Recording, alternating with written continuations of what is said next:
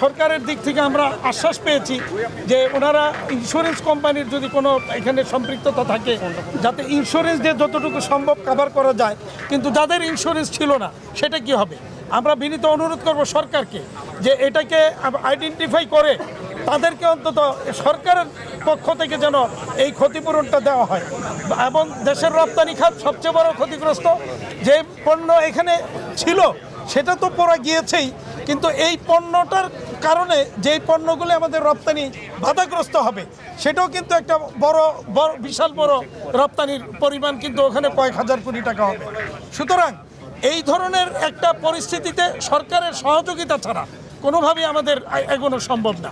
আর সবচেয়ে বড় প্রশ্ন হয়ে দাঁড়িয়েছে যে এরকম একটা কেপিআই কি পয়েন্ট ইনস্টলেশন সিস্টেম সেখানে এত বড় একটা অগ্নি দুর্ঘটনা কি করে ঘটতে পারে এবং এটা যে কতটুকু অরক্ষিত তা কিন্তু আঙ্গুল দিয়ে দেখিয়ে দিল এই অগ্নি দুর্ঘটনা। আমাদের ইন্ডাস্ট্রিতে আমরা সর্বোচ্চ সেফটি এনশিওর করে থাকি, তাহলে সরকারের দেশের সবচেয়ে গুরুত্বপূর্ণ অর্থনীতির দুইটা জায়গাকে আমরা চিহ্নিত করি, একটা চট্টগ্রাম বন্দর অর্থনীতির প্রাণ, আরেকটা হচ্ছে ঢাকার এয়ারপোর্টের এই কার্গো ভিলেজ। এরকম গুরুত্বপূর্ণ দুইটা জায়গা যদি এরকম অরক্ষিত থাকে তাহলে আমাদের আর নিরাপত্তা বা দেশের অর্থ সম্পদ বলেন অর্থনীতি বলেন কোথায় ভরসা রাখতে পারে?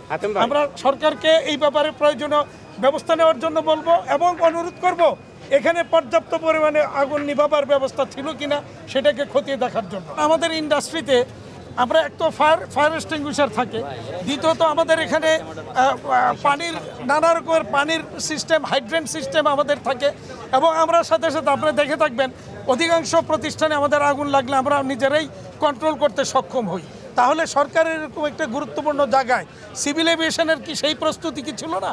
এর যদি না থেকে থাকলে তাহলে এর জন্য দায়ী কারা এটা খুঁজে বের করা দরকার।